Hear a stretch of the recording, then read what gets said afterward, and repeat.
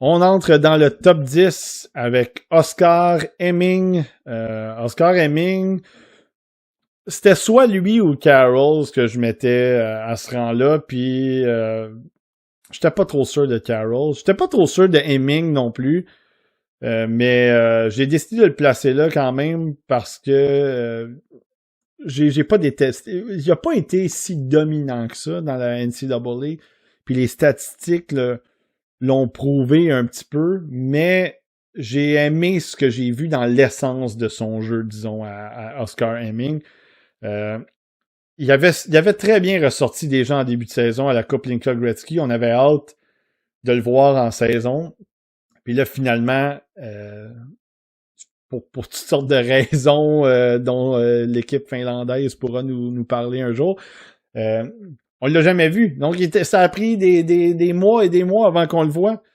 Puis là, il était devenu un peu, je veux pas dire oublié parce qu'on parlait de lui, mais pour moi, je pouvais pas classer ce gars-là dans ma liste après avoir seulement vu le Linka Gretzky. Pour moi, ça avait pas de, c'était pas assez. Là, l'échantillon était pas assez. Là, il s'est mis à jouer dans la NCAA, puis pour vrai, mettons, on a vu Emile Hemming, là, puis on l'a vu en série aussi cette année, puis il s'est bien débrouillé, mais Oscar Hemming, il était à des milles de son frère côté style de jeu. Là. Il est impliqué sur la patinoire, offensivement, défensivement. L'échec avant, il est solide, il est tenace, il est rapide, il va aller t'attaquer là, vraiment comme si c'était un chien sur un os. Là. Il donne de bonnes mises en échec. Il y a une certaine violence dans son jeu, il y a une certaine... c'est du no-nonsense. Là. C'est qu'on fait le travail qu'on doit faire pour aller chercher la rondelle, puis on fait le travail qu'on doit faire pour marquer des buts. Donc, le côté papier sablé, pour moi, il est excellent, puis il y a du travail là-dedans, il y a de l'attaque, il y a de l'énergie. Donc, ça, pour moi, c'est un peu l'attaquant de puissance, style un peu plus prototype d'attaquant de puissance, en guillemets. Par rapport à peut-être ce on avait parlé de Ethan Belchess, mettons, où là, je trouve que c'est peut-être un peu moins assumé. Je trouve que Hemming, lui, il l'assume un petit peu plus, avec un gabarit qui est un peu similaire, dans le sens qu'il est un peu moins pesant, mais la charpente, elle est là quand même. Il n'y a pas beaucoup, comme je disais, il n'y a pas beaucoup de points en NCAA. Il a marqué un but seulement cette année, mais il y a eu un peu de malchance dans son jeu. Il y a eu quelques poteaux, il a raté le filet de peu, il s'est promené dans l'enclave, s'est promené près des cercles. Il a reçu des belles passes aussi, le gardien a fait des beaux arrêts. Ça, c'est correct. Cet aspect-là de production, j'en ai laissé un petit peu. J'en ai pris une petite partie, puis j'en ai laissé une autre partie, parce que c'est pas comme s'il n'y avait pas eu d'occasion de marquer. C'est pas comme s'il n'était pas dans les endroits payants. C'est pas comme s'il avait pas bien travaillé avec un gars comme James Higgins, par exemple. Il a été très intelligent, il a été capable de comprendre vraiment le jeu en tant que tel.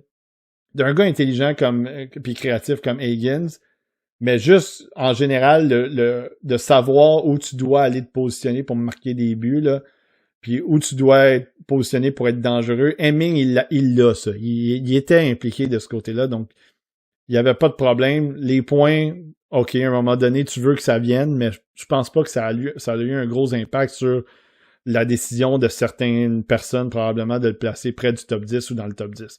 En tout cas, moi, ça n'a pas eu cet effet-là.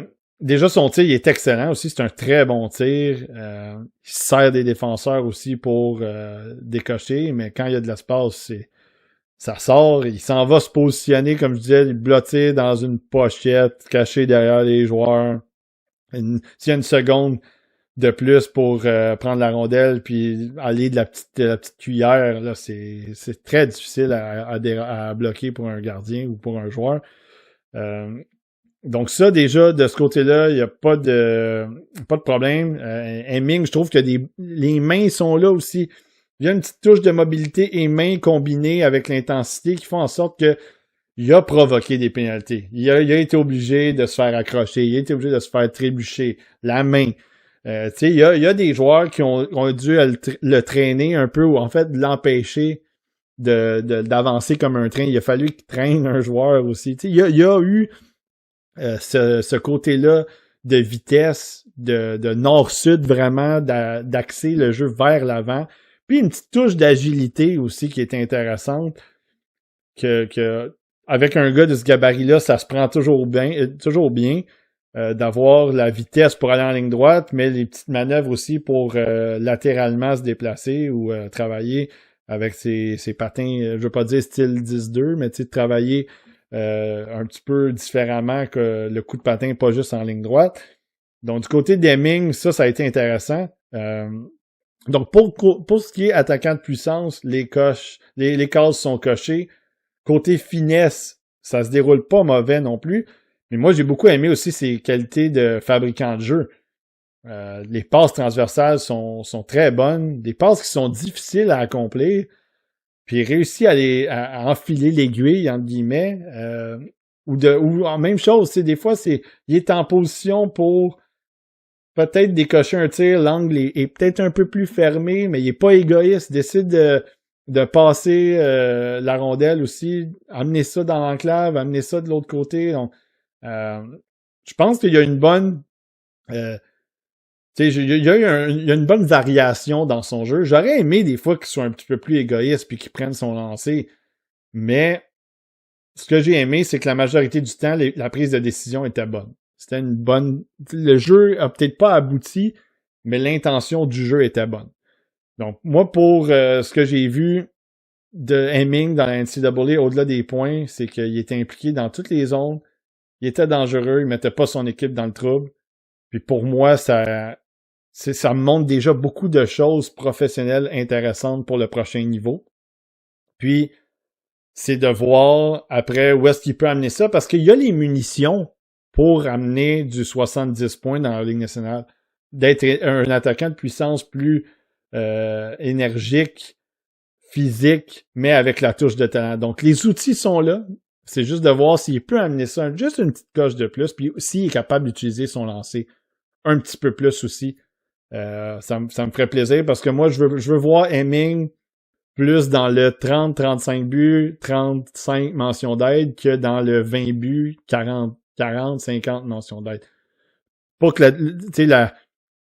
le nombre de points est le même, là, puis ça change rien, mais du côté d'Hemming, je trouve que en amenant cette touche de marqueur-là vraiment au niveau où il doit amener, je pense qu'il bénéficierait peut-être un peu plus à d'autres joueurs sur son trio que juste si c'est lui qui distribuait les rondelles. Donc, je sais pas si c'est clair de ce côté-là, mais bon, en tout cas, ça sera à voir de son côté, mais je pense que dans le top 10, Hemming a sa place là pour le jeu, le moteur, puis la façon dont il travaille sur la patinoire. Donc, bien hâte de voir où il va aboutir, puis bien hâte de voir comment il va se développer, puis comment, en fond, ils vont l'utiliser après la prochaine saison dans la NCAA. Donc, Oscar Hemming, 10e sur ma liste.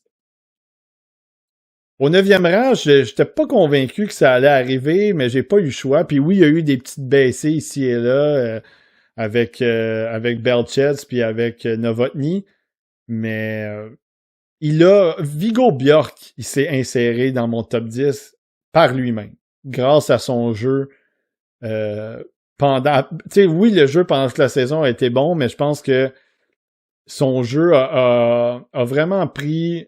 Je veux pas dire une coche de plus, mais je pense qu'il a vraiment accepté vraiment ce style de jeu-là à partir de la moitié de saison. Il a accepté ce jeu-là en série, même dans la nationale, donc quand il est revenu en bas. Puis il a été bon aussi au championnat mondial régulier, donc le championnat mondial de hockey avec des hommes. Viggo Bjork, pour moi, ça a été... c'est pas une révélation parce qu'on le surveillait déjà beaucoup. C'est un gars que j'avais 8e au mois de juin l'année passée. Il a glissé à 17e, mais tranquillement, il est revenu donc de 12 et ensuite de 9. Viggo Bjork, quel joueur intense, quel joueur plaisant à regarder parce qu'il est dans le combat, parce qu'il a le talent, parce que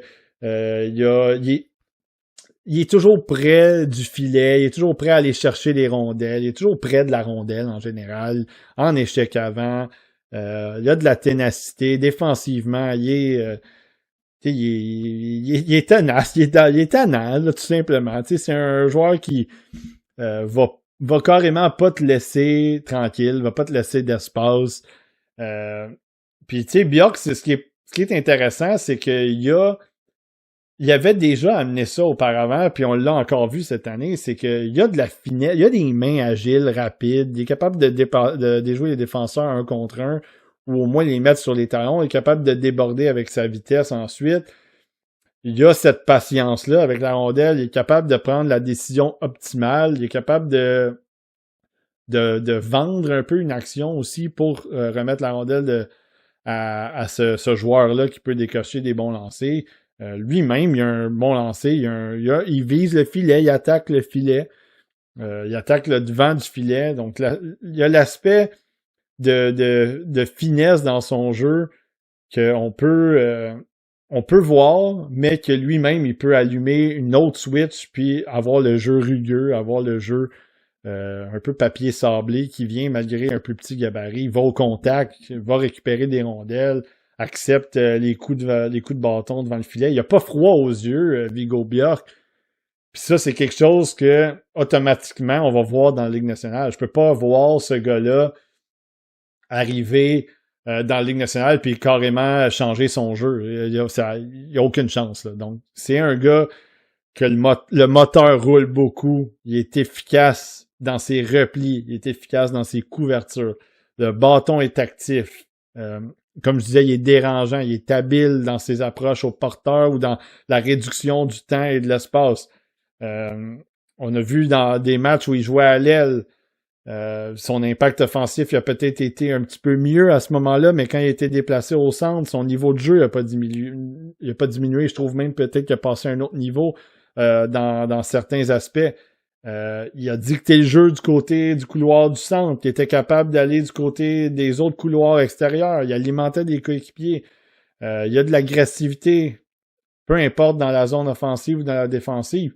Je pense qu'au championnat mondial de hockey junior, tu sais, si vous l'aviez, mettons, pas vu dans la SHL, ça a été un bon échantillon de quel genre de joueur qui est Viggo Bjork. C'est une bougie d'allumage. Ça l'a été pour la Suède. Puis, tu sais, sérieusement, il y a eu combien d'échappées aussi dans le match de la c'est la demi-finale. Je pense qu'il y a eu 5 échappées. Il a tenté toujours la même feinte. Il faudrait juste qu'il améliore ça un peu, mais tu sais, il a été capable de se trouver des options, de se créer des options, puis il est intelligent pour savoir quand partir, quand se détacher, quand utiliser sa vitesse. Puis ça, on l'a vu au championnat mondial de hockey junior, mais on l'a vu dans la SHL en tant que tel, puis on l'a vu au championnat mondial de hockey aussi en série. Il jouait avec Stenberg en plus en série, puis son trio a vraiment bien fait. Il est revenu en série dans la nationale, puis comme je disais, il a tout démoli. Il était beaucoup trop fort pour ce niveau-là, puis ça l'a amené Nordmark un peu dans le combat aussi en même temps. Donc, tu sais, pour moi, s'il y a quelqu'un qui peut se tailler une place dans la Ligue nationale malgré le petit gabarit, je pense que c'est Viggo Bjork. Puis pour moi, il m'a rappelé Frank Nazar un peu dans sa façon d'aborder le match, d'être dans le combat, d'être intense, de jouer dans toutes les situations. Donc, Frank Nazar, c'est un gars que j'avais beaucoup apprécié en 2022. Je l'apprécie encore beaucoup. Je pense que on a juste gratté le début de la surface pour Frank Nazar. Je pense qu'il peut être encore un gars de 75-80 points dans la Ligue nationale. Et de jouer dans les deux sens et d'être intense. Donc, Viggo Bjork, est-ce que le talent pur est là autant que Nazar? Peut-être pas, mais est-ce qu'il pourrait aller chercher 60 points juste avec du vouloir, mettons, tu sais, willingly, là, avoir 60 points? Ça peut être une possibilité. Donc, Viggo Bjork, 9e sur ma liste. Il a monté, puis il méritait de monter, donc je me suis réajusté de son côté par rapport à ce que j'avais vu un peu plus tôt pendant la saison. Donc, 9e, super intéressant comme joueur, puis tu veux l'avoir? J'aimerais ça l'avoir. Mettons, si je jouais dans une équipe, j'aimerais ça l'avoir à côté de moi, parce que je pense que ça te met dans ton match, puis t'as pas le temps de prendre des présences de congé avec lui, donc Très hâte de voir où il va aboutir lui aussi. Au 8e rang, Caleb Malhotra. Caleb Malhotra qui... j'ai pas aimé au début de l'année. Tu sais, bon, il y a des gens qui disaient que il s'est amélioré au fil de la saison. Ben, savez-vous quoi? Moi, je pense qu'il s'est pas nécessairement amélioré. Je pense qu'il est resté constant pendant toute la saison. Puis, c'est la raison pourquoi, à un moment donné, les gens ont dit, ouais, ben là, avec tout ce qu'on a vu comme échantillon d'un bout à l'autre de la saison, le portrait a été tracé, puis on sait quel genre de joueur que Caleb Malhotra est. Puis on sait quel genre de joueur il va devenir dans la Ligue nationale, tant qu'à moi. Il avait déjà annoncé ses couleurs en début de saison dans la façon dont il jouait. Pour moi, il est un peu une genre de copie de son père, Manny Malhotra, avec peut-être une petite touche de talent de plus côté création, côté le jeu un peu plus fin, peut-être, là, les habiletés un petit peu plus fines. Moi, je trouve que Caleb Malhotra, il est excellent vraiment partout sur la patinoire. Je pensais au début que sa chaise allait peut-être être un peu plus vers troisième trio, peut-être deuxième trio. Puis je pense qu'à partir du mois au début de la saison aussi, mais je pense qu'à partir de la liste que j'ai faite au mois de novembre, où je l'avais 20e, je pense qu'il a continué à être solide. Il a été bon dans les matchs d'espoir contre le programme américain aussi. Je pense que là, son plafond, j'ai peut-être eu une meilleure confirmation de son plafond. Je suis pas convaincu à 100% que c'est un premier centre pur à 100% que tu veux. Tu sais, puis je sais que Saint-Lô, lui, il croit fermement. Moi, j'ai l'impression qu'il est plus dans le genre 1.52. Est-ce que tu sais, peut-être que ça peut être un vrai premier. Tu sais, j'ai pas de misère à le croire. Est-ce que je pense qu'il peut peut-être aboutir plus sur un deuxième trio? Ça serait peut-être souhaité en ce qui me concerne, mais l'intensité de son jeu, elle est là. C'est un joueur qui fait tout bien sur la patinoire. Son style se transpose magnifiquement dans la Ligue nationale parce que il travaille d'arrache-pied dans les 3 zones, il est intense, il triche pas, il récupère des rondelles, il est patient avec la rondelle, il se donne des options lui-même, tu sais, avec il a des habiletés, ses mains et tout ça. Il y a une petite touche de marqueur qui est intéressante aussi, puis qui est peut-être un peu sous-estimée, je sais pas, mais il est capable d'aider les autres aussi. Il est solide sur ses patins, il frappe dur, il s'impose le long des bandes, il est engagé en tant que tel. Il n'y a pas une présence que tu regardes, que tu vois Caleb Malhotra et tu dis ouais, il l'a pris tranquille. Non, d'habitude, il est impliqué, puis d'habitude, il est tenace, il te lâche pas non plus, puis il soulève des bâtons, peut être physique, évidemment. Si tu as la rondelle puis il est proche de toi, il faut vraiment que tu prennes une décision rapide parce que sinon, il va en profiter pour te l'enlever ou il va juste t'attaquer directement physiquement aussi. En désavantage numérique aussi, tout ce que tu demandes, mettons, d'un attaquant en désavantage numérique, il le fait. Il est actif avec le bâton, bloque des tirs, physique le long des bandes, appuie les défenseurs qui sont, mettons, sous pression ou ils veulent prendre une décision rapide pour sortir la rondelle. Il longe sa bande aussi pour aider les sorties de zone. Donc, tu sais, tous ces aspects-là du jeu de Caleb Malhotra sont très bons pour moi. Ou mettons bons, mais ils sont très bons en ce qui me concerne. Puis ça revient un peu à ce que je disais aussi tantôt, avec Tommy Blyle. Est-ce qu'il est le produit d'une équipe boostée? Les Bulldogs de Brantford, c'était une équipe qui avait 11 choix de première ronde, si je me souviens bien. Ou 11 choix de repêchage, peu importe. C'est une équipe qui avait énormément de talent. Énormément de talent. Jake O'Brien était là, Van Acker, Jet Luchenko. Puis même en défensive, tu avais Danford qui est un shot de première ronde. Owen Pross qui est un défenseur hyper violent qui est un choix du Canadien. L'équipe en tant que telle la moitié de l'équipe était repêchée.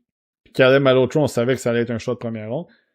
Donc, on pouvait dire, est-ce qu'il y a une partie des succès de Malhotra qui sont attribuables à son équipe. Puis moi, au fil de la saison, j'ai vu que c'était un artisan des succès. C'était un joueur qui avait un rôle primordial dans les succès des Bulldogs. On l'a vu en série d'ailleurs. En série, je pense que ça a prouvé, ça a donné un trait définitif sur le fait que c'est un artisan des succès des Bulldogs. C'est pas un résultat des succès des Bulldogs. Il m'a, tu sais, je sais pas, c'est pas une comparaison un pour un. Il m'a donné un petit peu l'opinion, un genre de Robert Thomas. Il m'a fait penser un peu à Robert Thomas, peut-être un peu plus physique, par exemple. Peut-être un petit peu moins de vitesse côté patin, mais il n'y a pas un mauvais patin non plus.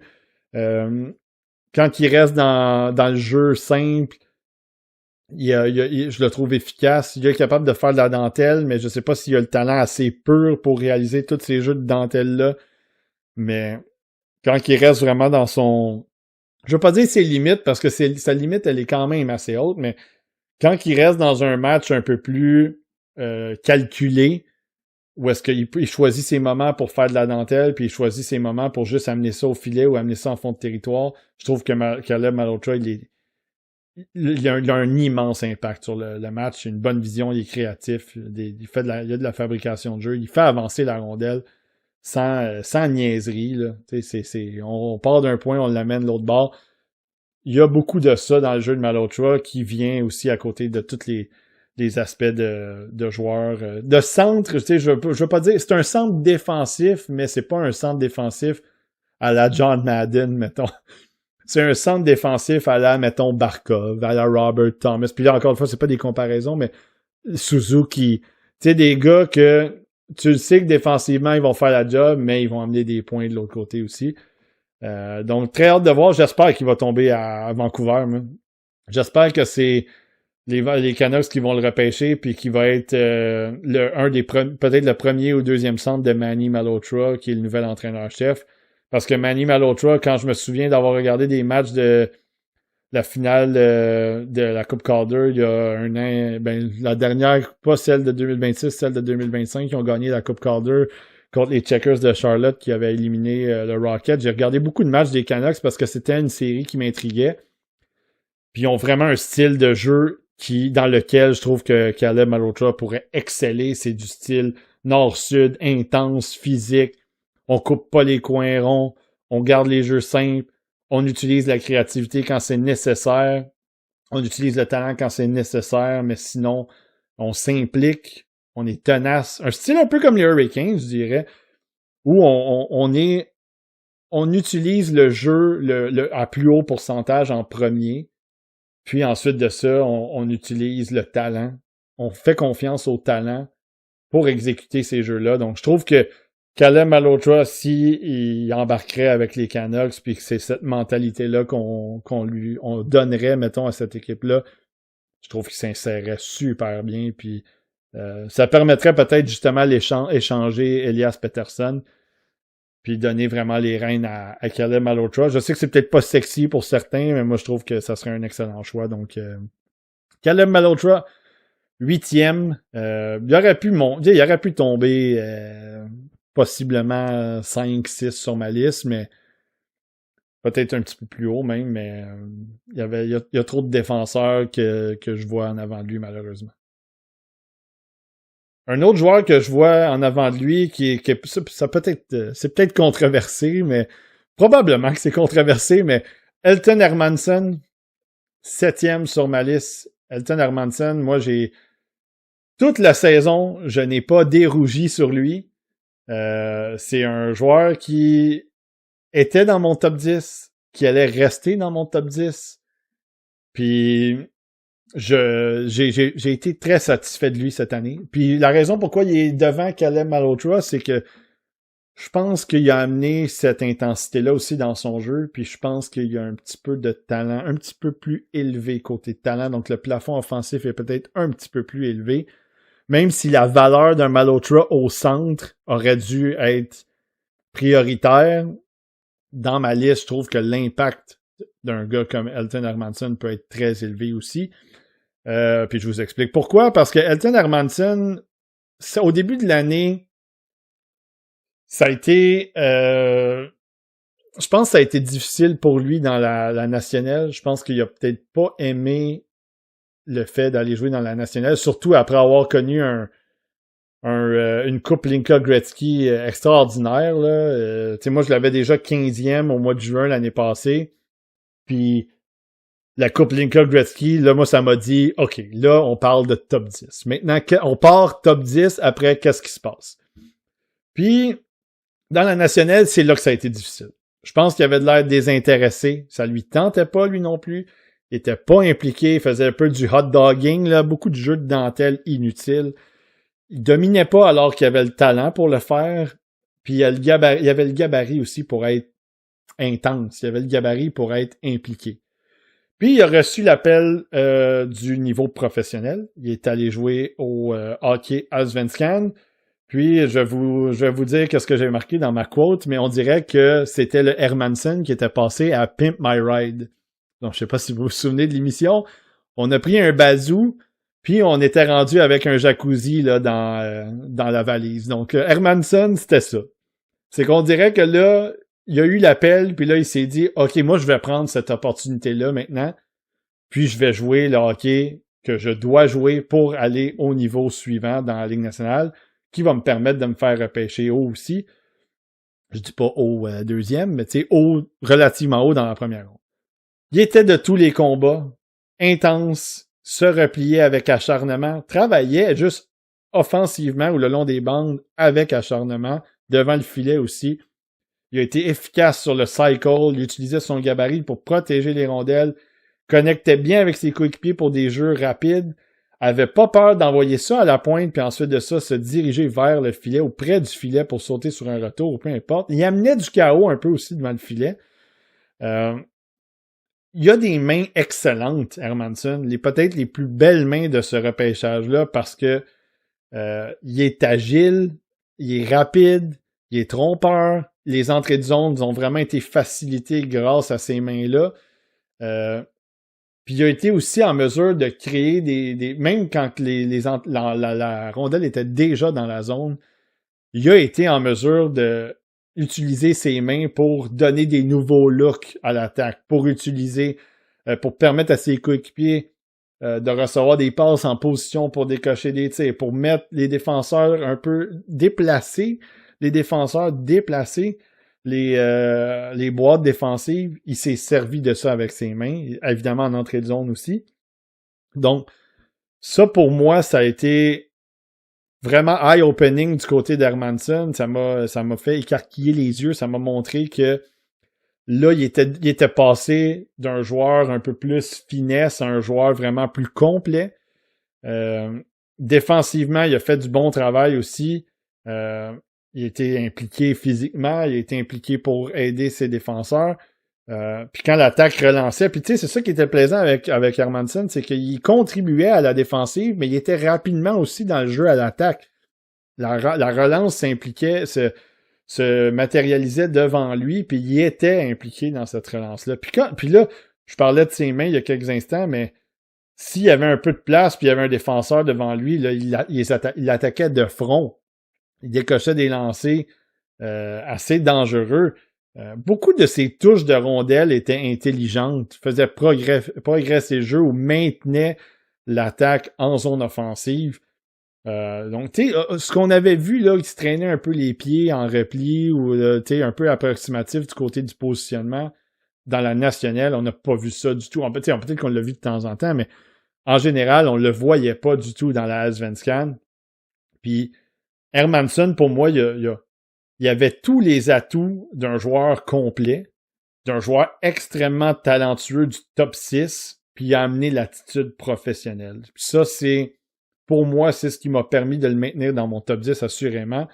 Mais c'est ce qui me permet de penser que ce gars-là pourrait peut-être aller chercher du point par match dans la Ligue nationale parce que, je dis pas qu'il va le faire, mais il y aurait une possibilité pour moi de voir son plafond être très élevé parce que le talent est extraordinaire et il a ajouté à ça une attitude professionnelle.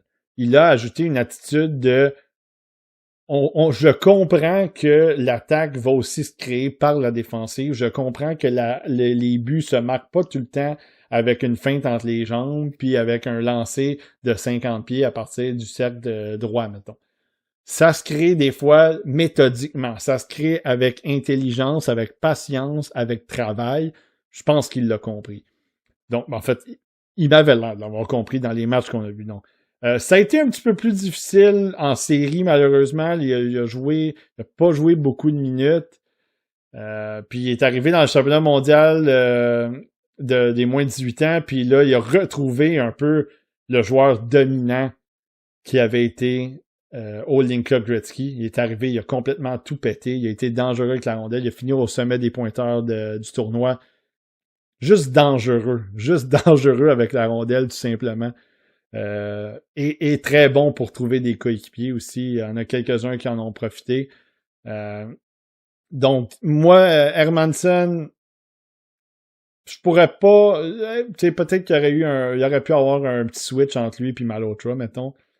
Mais il y aurait certainement... Moi, je pense qu'il peut avoir... Il y a beaucoup plus de talent. Je pense pas beaucoup plus. Je pense qu'il y a plus de talent que Bjork, puis il y a plus de capacité à aller chercher des points.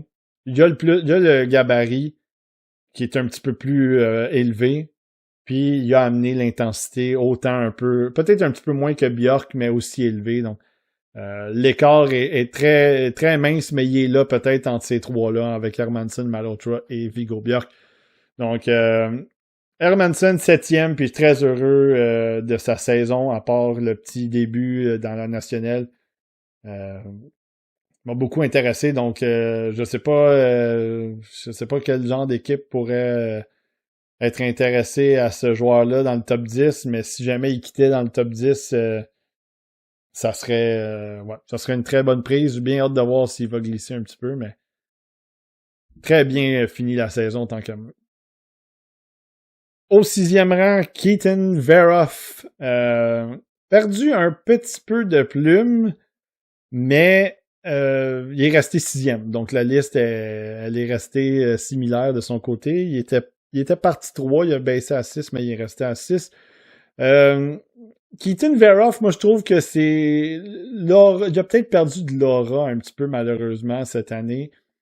Un peu comme Gavin McKenna, je pense que le fait d'aller dans la NCAA pour se tester peut-être, ça a peut-être pas toujours été la meilleure solution. C'est bon peut-être pour leur développement, mais pour le repêchage, je trouve que ça a peut-être changé un peu la vision qu'on avait d'eux, de défenseurs. Veroff, on voyait le défenseur dans la WHL qui était dominant physiquement, qui avait un lancer spectaculaire, qui était la rondelle sur sa palette c'était toujours dangereux. Puis t'avais Gavin McKenna qui évidemment faisait mal paraître tout le monde sur la glace. Donc là, on a Veroff qui arrive, puis ça a été un peu plus difficile, je trouve, dans la NCAA. Pas nécessairement au niveau du jeu, tu sais, ses lancers sur réception, ses lancers ils étaient tout aussi bons. Je trouve qu'il était quand même... il y a eu une petite touche physique aussi, une petite touche de mobilité. Donc, tout ça, c'était correct. Là, ça a pas été affecté par son jeu dans la NCAA. Mais moi, ce que je trouve qui a été un peu plus affecté, c'est les prises de décision. C'est des prises de décision un petit peu plus approximatives avec la rondelle, des jeux qui semblaient quand même relativement simples, qui ont été mal exécutés, ou des lignes de passe qui n'étaient pas tout à fait ouvertes, qui ont quand même... La passe, elle a été tentée quand même. Donc, je trouve que le début de saison n'a pas été mauvais. Je pense qu'il est arrivé dans la NCAA avec un high, peut-être un peu. Il utilisait son bâton pour briser des jeux, utilisait son corps le long des bandes, physicalité, récupérait des rondelles. Il a tenté des choses un petit peu plus simples, peut-être. Puis en avantage numérique, il a pu décocher des bons lancers. Puis on dirait que plus il est devenu confortable dans la NCAA, plus son jeu a peut-être diminué un peu, dans le sens que il a tenté des choses, un petit peu trop d'aisance, peut-être. Il était peut-être un petit peu trop à son aise sur la patinoire, des petites crampes au cerveau, le nombre de jeux risqués, des pertes de rondelles, comme je mentionnais. on dirait que il exécutait des choses, on dirait que c'était des automatismes, mettons, dans la WHL ou en début de saison. Puis là, il voulait les exécuter, mais c'était pas les bonnes choses. C'était pas les bonnes décisions. La lecture était pas faite. Des simples sorties de zone, des simples passes un peu dangereuses devant son filet, des passes télégraphiées en attaque aussi, des revirements un peu dans la zone neutre. Donc, tu sais, il était dans son match, puis il savait comment travailler avec la rondelle, mais on dirait qu'il l'exécutait pas. Donc, c'était un peu particulier à voir ça. Il est devenu un petit peu moins menaçant, l'attaque. Il y avait tu sais, son flair était quand même bon en offensive. Il arrivait dans les espaces. Il y avait des petits give and go, il y avait des petites entrées sournoises. Et évidemment, si tu lui laissais l'occasion de tirer, il tirait. Donc, tu sais, pour moi, ça, du côté de Verov, ça a pas été... ça a gardé... Ça s'est maintenu, en fait, tout au long de la saison. Mais il a pas aussi bien ressorti que je l'aurais pensé. Puis malheureusement, il est arrivé au championnat mondial des moins de 18 ans, puis il a pas aussi bien ressorti non plus que je l'aurais aimé.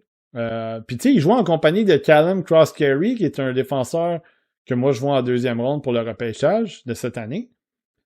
Puis je trouvais que il y a eu des moments où Cross-Carey, on dirait qu'il est un petit peu moins il s'est un petit peu moins gêné à l'attaque.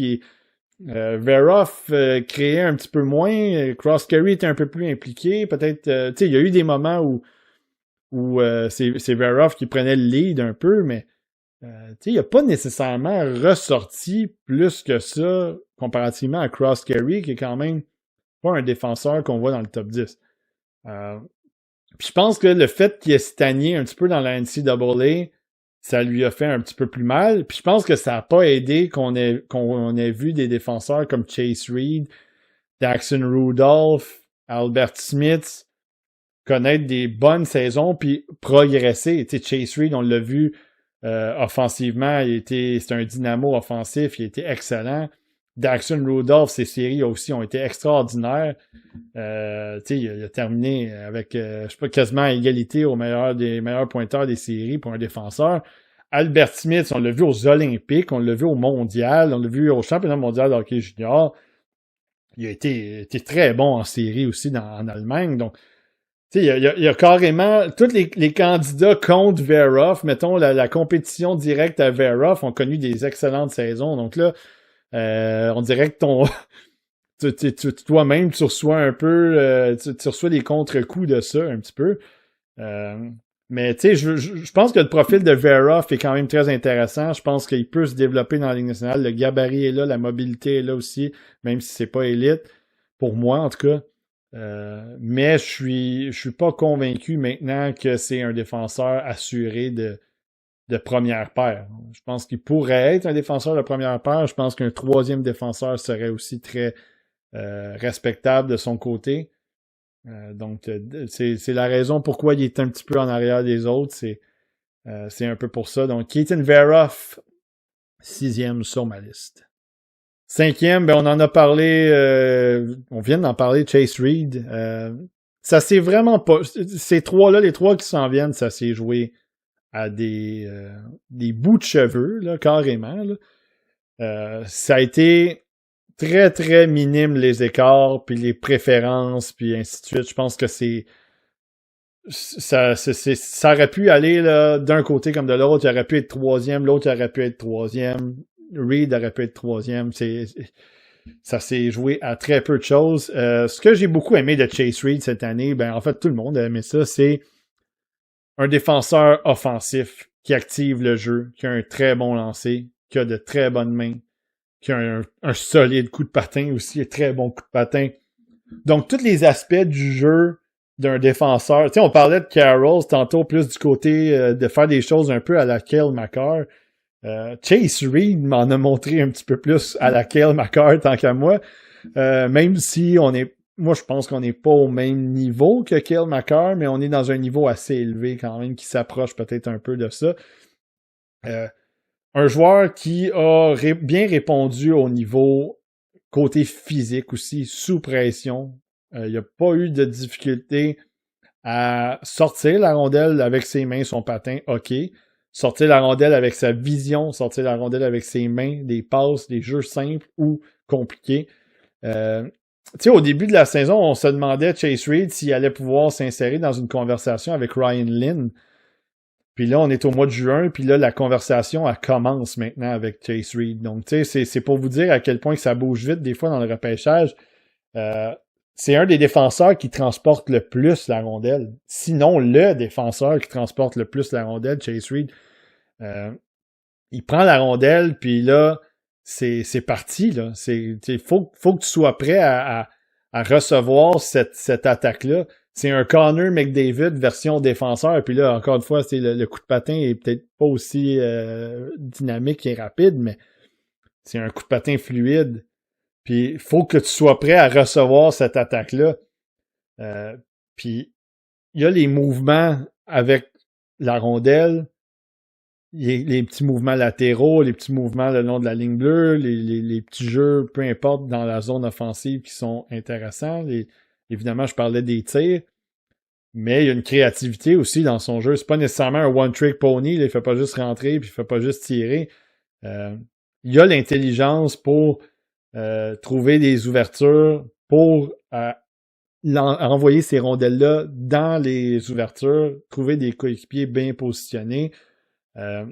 Défensivement, je pense qu'il y a comme je disais, les couvertures défensives, c'est bien fait, c'est bien débrouillé, puis la touche physique, elle était là aussi.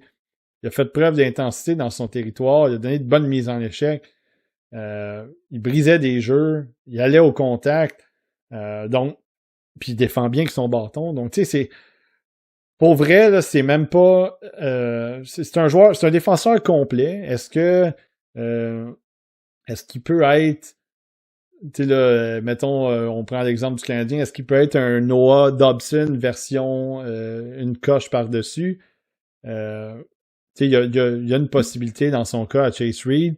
Je serais vraiment pas surpris qu'il se développe au pire des pires. Là, vraiment, là, si ça se développe un petit peu moins bien, ça serait un défenseur de deuxième paire, au minimum. Mais carrément un défenseur de première paire pour moi. Un joueur qui est électrisant puis qui a une capacité à changer la dynamique d'une attaque. Pas juste sur l'avantage numérique à 5 contre 5 aussi. Donc, c'est ça. Il y a pas. Tu sais, je ne ferai pas la comparaison de pourquoi Smith est devant, pourquoi Rudolph est devant, parce que ça se joue à des choses minimes. Puis dans le fond, c'est pas vraiment mon objectif de dire que Reed a des aspects négatifs de son jeu, parce que j'en ai pas vraiment vu beaucoup, à part des minces affaires en contre-attaque ou en transition, mais c'est vraiment un défenseur excellent. L'équipe qui va le repêcher va avoir fait un excellent coup tant que moi. Donc, et peut-être deuxième rang, on sait pas. Peut-être qu'il y a des gens qui peut-être même premier, mais ça me surprendrait là, vu que c'est Toronto, mais à voir de son côté Chase Reed, parce que c'est un défenseur vraiment très, très dangereux pour l'avenir, puis avoir beaucoup d'impact pour une équipe de la Ligue nationale. Au quatrième rang, ben c'est ça, je viens d'en parler, Daxon Rudolph qui est devant Chase Reed, puis je pense qu'il y avait peut-être des personnes qui avaient des doutes sur Rudolph en début de saison, peut-être au début des séries aussi, mais tu sais, je pense que s'il n'est pas là, les Raiders de Prince Albert s'en vont pas en finale, là. Il a connu des séries extraordinaires. Moi, Rudolph, il a rapidement été en haut de la liste pour les défenseurs avec Smith et Reed. Parce que c'est pas nécessairement un défenseur dynamique, c'est pas nécessairement un défenseur qui te saute aux yeux par sa vitesse. Mais pour moi, le jeu dans l'ensemble, dans toutes les zones, les détails sont bons. Je trouve que il est en mesure de transporter la rondelle, pas à la Chase Reed, mais il est en mesure de le faire, d'accélérer les relances, les bonnes premières passes, il trouve des attaquants en vitesse, il permet la progression du jeu. Il y a une petite touche physique aussi le long des bandes, il utilise son gabarit, prend pas des décisions trop trop non sécuritaire, dans le fond, trop dangereuse avec la rondelle. Je trouve que ses jeux sont relativement simples, à la fois simples et un peu compliqués. Les jeux qui sont compliqués sont bien exécutés. Je trouve que c'est un défenseur qui, le long de la ligne bleue, est très dangereux aussi. Fait bouger les défensives, ouvre des lignes de passe, ouvre des lignes de tir. Son tir des poignets est bon, précis. C'est pas nécessairement la vélocité, lui aussi. Je pense qu'il a un bon tir des poignets. Il est assez une bonne vélocité, mais je pense que c'est la précision. Il attaque un peu partout en offensive. Des fois, il est près du filet. Des fois, il est du côté droit. Des fois, il est au centre. Des fois, il est du côté gauche. Il est prêt à décocher des tirs sur réception ou des tirs des poignets. Tente des passes transversales des deux côtés. Tente des passes à diagonale un peu des deux côtés. Je trouve que c'est un défenseur qui est assez diversifié offensivement. Je pense que Chase Reed est meilleur que lui de ce côté-là, mais je pense que Rudolph... L'aspect offensif pur, Reed est supérieur. Je pense que Rudolph peut être un petit peu plus diversifié. Encore une fois, ça joue à des détails. Défensivement, comme j'ai mentionné, je trouve qu'il il a été très solide dans son territoire.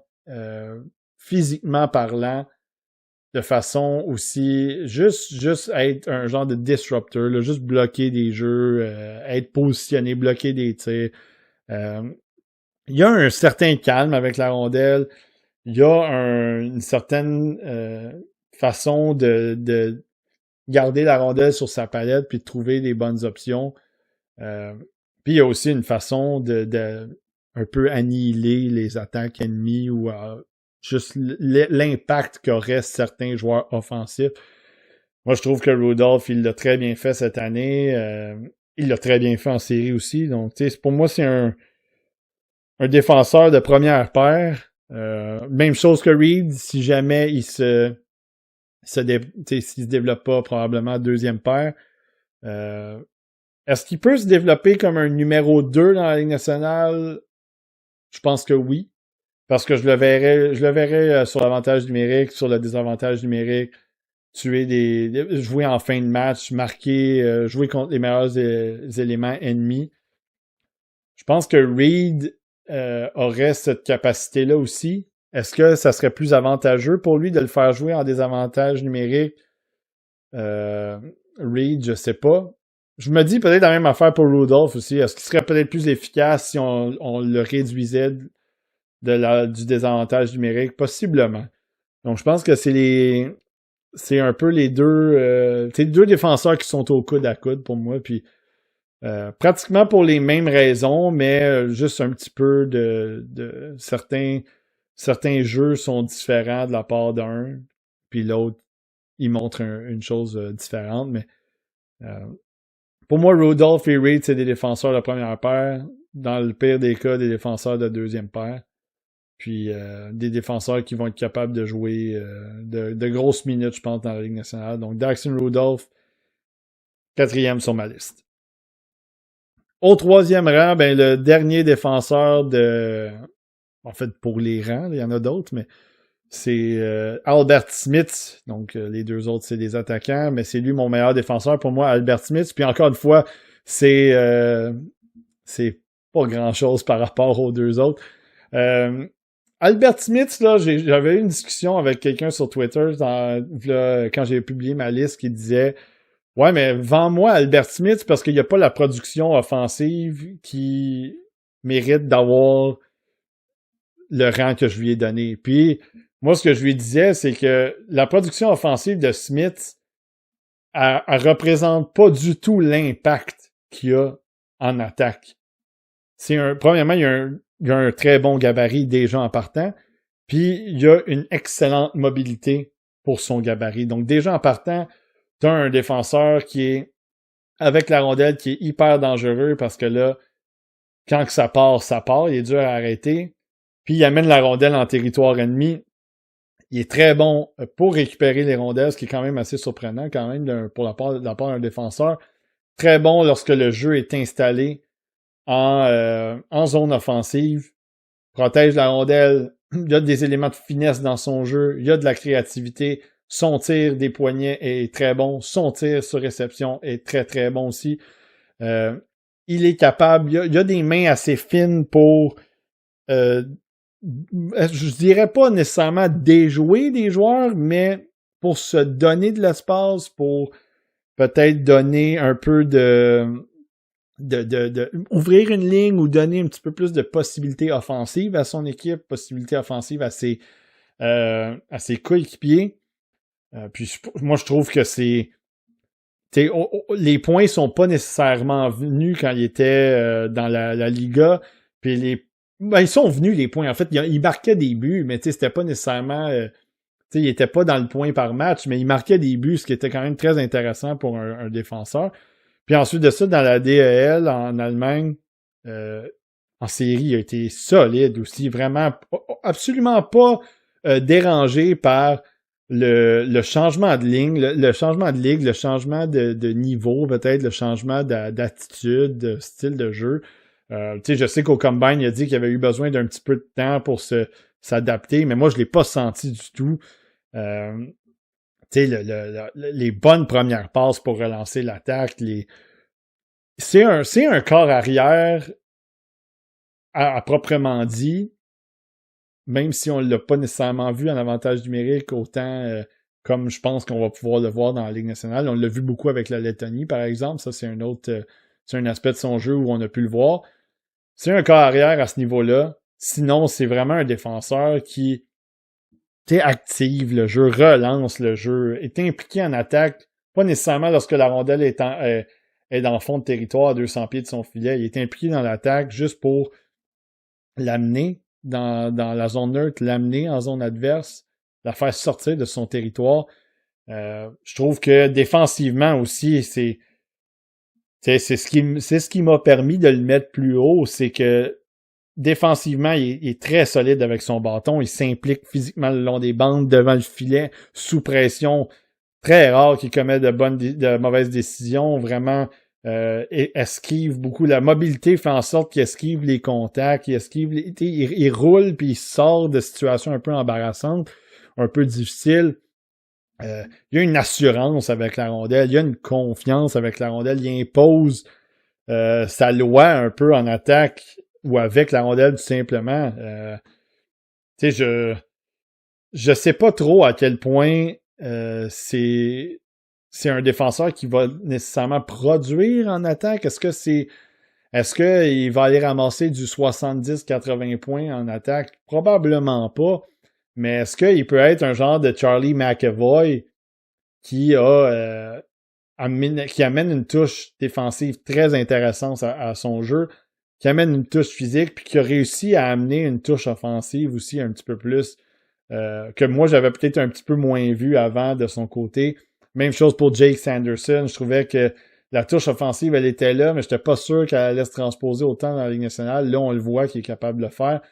Donc, est-ce qu'il peut amener ça, ce jeu complet-là, ce jeu de transport de rondelles, de travail en fond de territoire, de contribution sur le cycle, de déplacement sur la ligne bleue ou dans la zone offensive en tant que telle? On dirait que moi, j'ai vu du côté de Smith, on dirait que j'ai vu une version beaucoup plus calculée de Artyom Levchunov.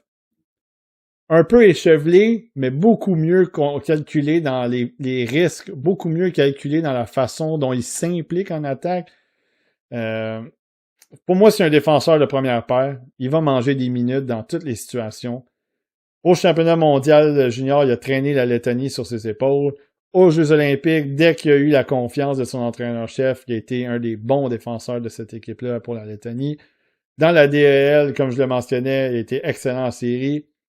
Au championnat mondial, solide aussi. Donc, pour moi, il n'y a pas de doute. Albert Smith, c'est le meilleur défenseur de ce repêchage-là. Est-ce que, encore une fois, ça se joue à des petits détails? Est-ce que c'est lui qui va finir le numéro 1 au repêchage dans 10 ans? Peut-être pas. Mais moi, je suis prêt à gager qu'il va avoir puis il va avoir un immense impact sur son équipe. L'équipe qui va le repêcher, pour moi, il y a absolument aucun doute là-dessus. Puis s'il flop, ben on va se demander qu'est-ce qui est arrivé, tout simplement. Mais ouais, pour moi, il n'y a pas de. Il n'y a vraiment pas de repensez-y. Albert Smith, meilleur défenseur du repêchage, 3e sur ma liste. Ivar Stenberg au 2e rang. Eh oui, c'est pas lui mon joueur au 1er rang. Je pense que personne n'était très surpris. Surtout si vous avez vu ma liste sur Twitter, vous n'êtes pas surpris du tout. Moi, j'ai compris l'attrait un peu de Ivar Stenberg pour le 1er rang cette saison, mais il n'y a jamais eu le wow factor pour moi pour devancer McKenna, peut-être même s'approcher de la discussion, je pense, pour devancer McKenna. Je pense que moi, j'ai jamais eu à l'interne, là, personnellement, là, j'ai jamais eu cette discussion-là toute l'année de est-ce que je vais tasser McKenna du 1er rang. Puis là, ça, c'est mon problème, si c'est une bonne décision ou non. Mais Stenberg, il m'a montré des choses, mais j'étais comme jamais. Le potentiel, pour moi, il est pas à la même place, même s'il est très élevé du côté de Stenberg. Que ce soit avec au niveau professionnel en Suède, championnat mondial de hockey junior, championnat mondial de hockey qu'on a vu récemment, j'ai trouvé que la courbe de progression de Stenberg avait été assez linéaire cette année. Ça avait été à peu près la même courbe de.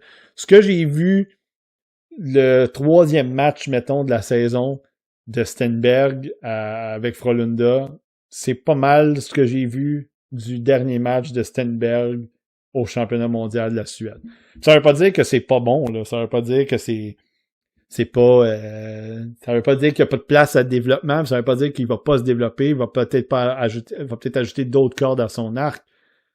Oui, moi je dis juste que dans l'année de repêchage en tant que tel, le joueur que j'ai vu, c'est le même joueur que j'ai vu à la fin. Son coup de patin est assez fluide, là, très fluide, très bon pour placer les défenseurs sur les talons, pour rentrer en zone offensive, pour mettre créer de l'attaque rapidement en relance, en transition. Moi, je trouve qu'il a été excellent pour ça. Stenberg, il combine avec des mains extrêmement très rapides, très, très bonnes mains. Moi, je sais que Pascal Lapointe, on a eu des discussions là-dessus. Il trouvait qu'il attaquait pas tant le couloir du centre. Moi, je trouve qu'il attaquait beaucoup le couloir du centre. Je trouve que terminait beaucoup d'actions au filet, près du filet. Il amène des défenseurs avec lui aussi dans le trafic. Ce qui fait en sorte que il met du chaos, là, il met du monde dans la surface, là, il met du monde dans la boîte, puis ça fait en sorte que ses coéquipiers réussissent aussi à avoir un peu d'espace. Puis ça aussi, quand il y a la rondelle sur la palette, puis il décide d'amener des joueurs avec lui, il y a tellement une bonne vision aussi pour travailler, pour faire des passes à des coéquipiers, travailler le long des bandes, puis ensuite de ça, repérer des coéquipiers. Moi, j'ai trouvé que ça avait beaucoup bien ressorti du côté de Stenberg. Il a l'air d'aimer le contact. Je trouve qu'il s'est fait brasser beaucoup le long des bandes, mais il acceptait, il répondait bien à ça, il en donnait aussi.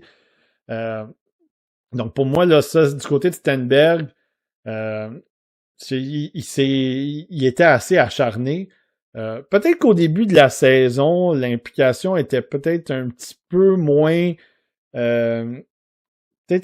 intense en tant que tel, mais je trouve que plus la saison avançait, plus il s'était impliqué dans les 3 zones, plus il était bon du côté défensif avec les défenseurs, venir aider pour enlever un petit peu de pression aux défenseurs, aider aussi les sorties de zone en tant que tel. Je trouve que ça s'est amélioré aussi pendant le reste de la saison du côté. Pas que c'était. Ça s'est amélioré dans le sens un petit peu, là. Juste d'être un petit peu plus engagé défensivement. Qu'il l'était déjà, mais quand même, un petit peu plus. La créativité avec la rondelle, moi je pense qu'elle est pas. C'est moins raffiné, c'est un petit peu moins spectaculaire que celle de McKenna. Mais il y a une bonne, comme je disais, il y a une bonne touche de fabrication de jeu, puis une bonne touche de passe vers l'enclave aussi.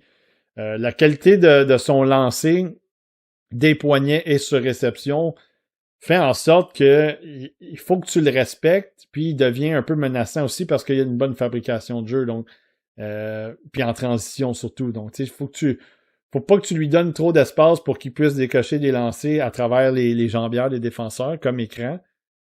Puis il faut en même temps que tu fasses attention pour pas lui donner une option de passe de l'autre côté ou à travers une boîte ou quelque chose dans ce genre-là qui permettrait à Stenberg de vraiment c'est ça, créer de l'offense, créer de l'attaque, créer des occasions de marquer.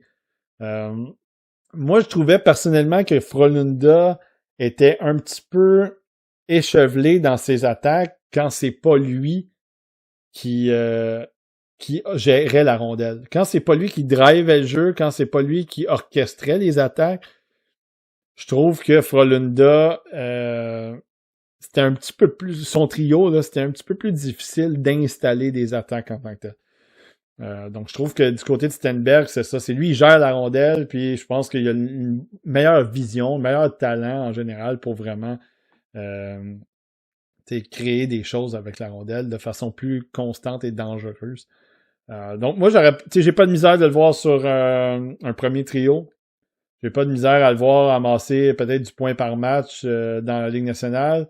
Je pourrais le voir comme un play driver, mais il y a une possibilité aussi qu'il devienne carrément un finisher, qu'il soit vraiment le finisseur des actions de ses coéquipiers, que c'est lui qui décoche le dernier tir.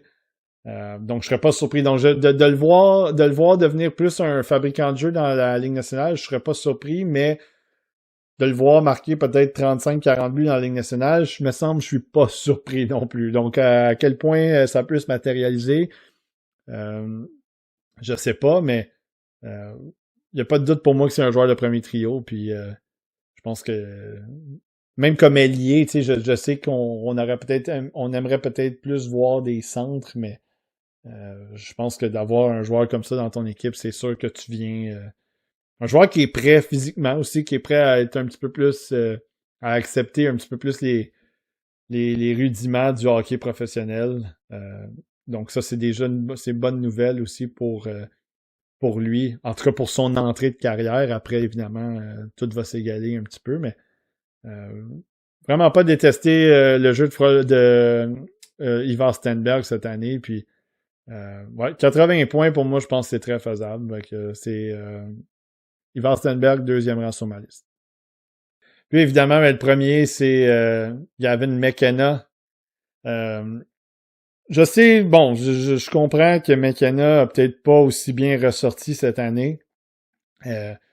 Est-ce qu'il y avait peut-être matière à débat pour le premier rang?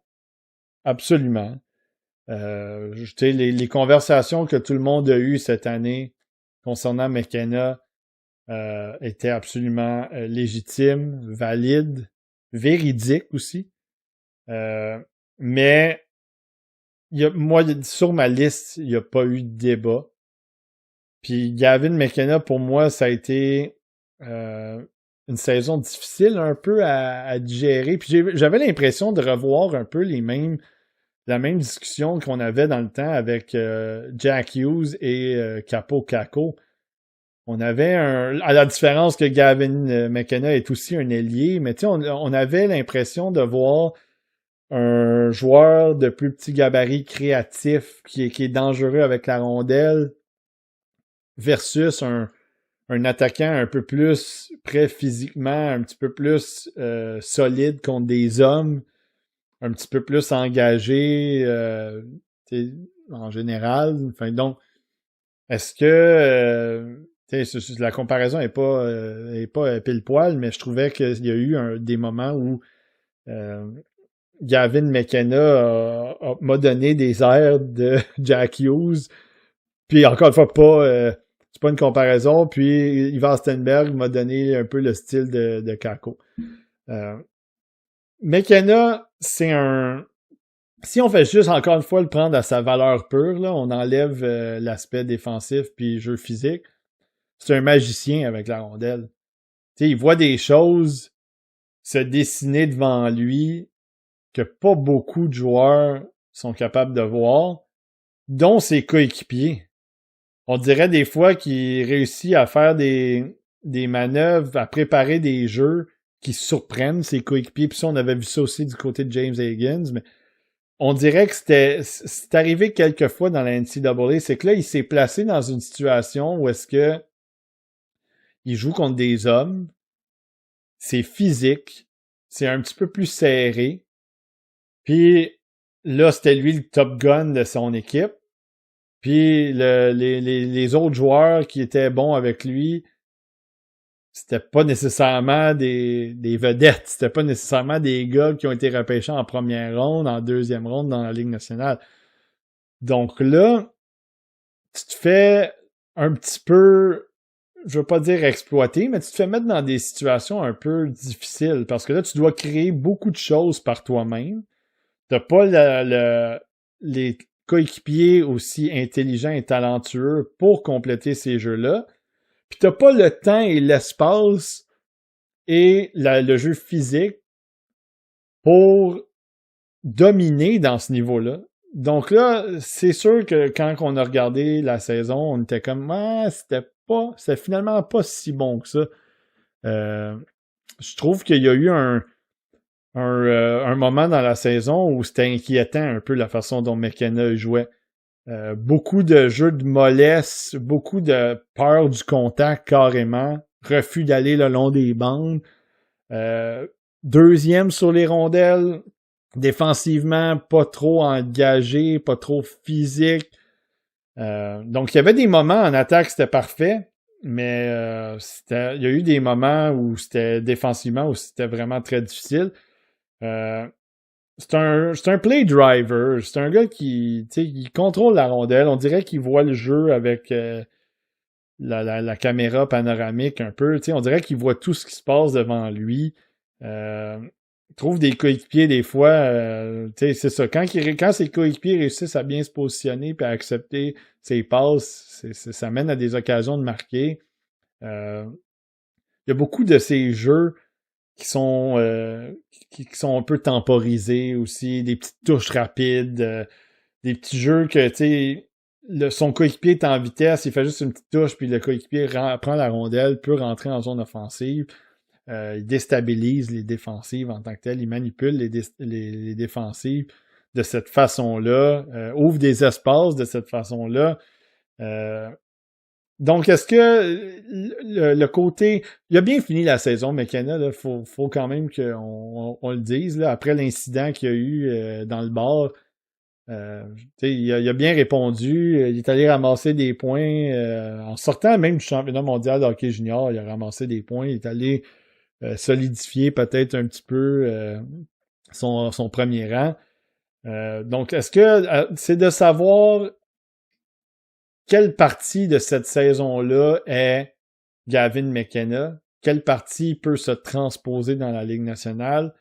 Parce que dans la NCAA, McKenna, il a peut-être été excellent dans la WHL, mais je peux vous garantir que dans la NCAA, il n'y a personne qui a été intimidé du fait que McKenna était sur la glace.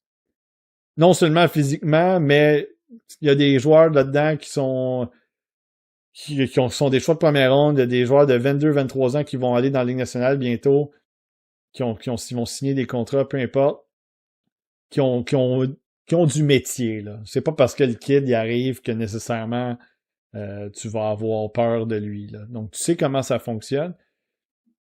Fait qu'il n'a pas nécessairement réussi à toujours ressortir, mais les flashs que j'ai vus offensivement, les flashs que j'ai vus avec la rondelle, le maniement de rondelle, pour moi, ce sont des choses qui se transposent dans l'English. Ajouter du coffre, être un peu moins frileux, ça, c'est des choses qu'il doit travailler. Plus d'engagement, un petit peu plus, un peu moins de tricherie. Comme ailier, comme ailier, t'as un petit peu moins de responsabilité qu'un joueur de centre. Donc, acquitte-toi à ta tâche de la bonne façon. Puis je trouve que McKenna, des fois, de refuser les contacts comme ça, de refuser d'aller gagner, ou juste d'aller dans les batailles en tant que tel, pour moi, c'était inacceptable. Puis pour vrai, il est arrivé dans la NCAA, puis il était un petit peu baveux. Tu sais, on l'a vu déjà le premier match contre Arizona State, là, quand il a fait le fourth down, là, puis il leur a montré que vous n'êtes pas de niveau, puis tout ça. Ben, excuse-moi, là, mais il s'est fait casser assez rapidement. Ça, c'est quelque chose qu'il va devoir faire attention aussi chez les professionnels, de respecter le niveau. Parce que le niveau de la Ligue nationale, ça pardonne pas beaucoup. Puis tu vas en avoir des gars qui vont te surveiller très attentivement. Puis tu présentes-toi pas dans les coins ou dans le milieu de la glace avec la tête basse ou quoi que ce soit, parce que tu vas te faire surveiller aussi, puis tu vas te faire attaquer physiquement. Fait que je pense que McKenna, il s'est fait casser un peu cette année. Je pense qu'il a bien appris de ça. Je pense qu'il va ajouter de la masse. S'il tombe avec les Maple Leafs, tant mieux. Il va probablement jouer premier trio peut-être avec Austin Matthews et Matthew Knies. T'as un marqueur gros gabarit qui est dynamique. T'as un joueur en Knies qui donne de l'espace, qui a une touche de marqueur qui est intense, qui récupère des rondelles.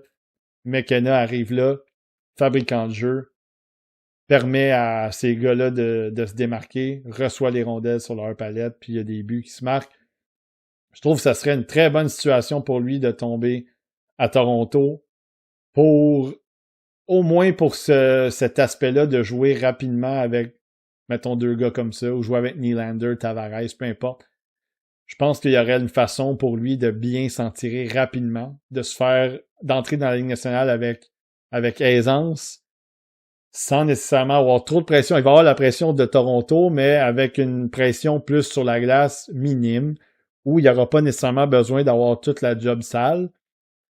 Puis, ça viendrait solidifier un top 6. Tu as Easton Cowan aussi qui va venir s'insérer, qui s'insère là-dedans. Fait que tu aurais un top 6 assez solide. Donc, je pense que pour moi, Toronto, ça serait une bonne option pour lui au départ, en tout cas. Puis j'ai l'impression qu'il produirait beaucoup juste parce qu'il serait capable de... Son intelligence sur la glace serait matchée par des joueurs intelligents, dont Austin Matthews, qui est un des meilleurs francs-tireurs qu'on va avoir vu dans l'histoire de la Ligue nationale quand que tout va se terminer. Donc, Gavin McKenna, premier sur ma liste. Pas eu de doute sur ma liste, mais des doutes quand même sur lui. J'espère qu'il va les dissiper. Puis j'espère aussi qu'il va être capable de gérer la pression physique, parce que s'il est pas capable de gérer la pression physique, ça va être beaucoup plus compliqué son développement en ce qui me concerne. Ouais, donc c'était la dernière vidéo de mon top 32 pour le repêchage de 2026. Évidemment, un petit peu moins présent sur la chaîne depuis quelques mois. Beaucoup de travail, la motivation n'était pas toujours là. Beaucoup de choses aussi. Bon, j'avais mon petit garçon, donc bref. Pas toujours le temps d'aller là-dessus, puis je voulais consacrer le temps vraiment pour les visionnements, pour le guide qui s'en vient évidemment, le guide normal et le guide de luxe. Donc j'ai fait des observations aussi pour des quotes pour 2027, comme je le mentionnais. Donc je pense que c'est un peu ce qui a empêché la chaîne de continuer à rester en vogue, mettons. L'année prochaine, s'il n'est pas exclu que le format de la chaîne change un peu, je vais peut-être essayer de mettre une observation en temps réel, essayer de mettre observation en temps réel peut-être d'un espoir du Canadien, peut-être avoir des discussions alentour de ça aussi, des observations, analyses de certains tournois, des choses comme ça. Donc, ça serait à voir. Essayer de limiter peut-être le montage, essayer de peut-être limiter aussi la façon dont ça m'épuise peut-être un peu. Là, tu sais, je vais avoir 40 ans, donc je pense que je suis rendu à un point dans le scouting où j'arrive vers la fin pour toutes sortes de raisons. Aussi, ça fait longtemps, c'est beaucoup de temps et de travail. Donc, à voir, mais j'aimerais quand même garder la chaîne active. Je ne sais pas encore comment ça va se matérialiser, ça sera à vérifier, mais donc c'est ça. Et pour ce qui est évidemment de notre côté, tout sur le hockey, ben vous allez pouvoir vous procurer le guide. Je pense qu'on va faire un War Room, même s'il y a juste moi et Pascal qui sont disponibles pour le War Room, et Matt, évidemment, qui va être là aussi pour mettre un petit peu de chicane là-dedans.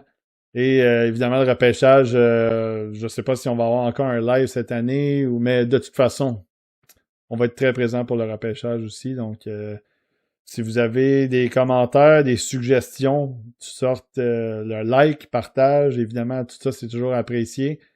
Et puis, c'est ce qui va conclure de mon côté l'année de repêchage 2026, puis une autre pause peut-être pour le golf, le baseball, des choses comme ça. Donc on se dit à la prochaine.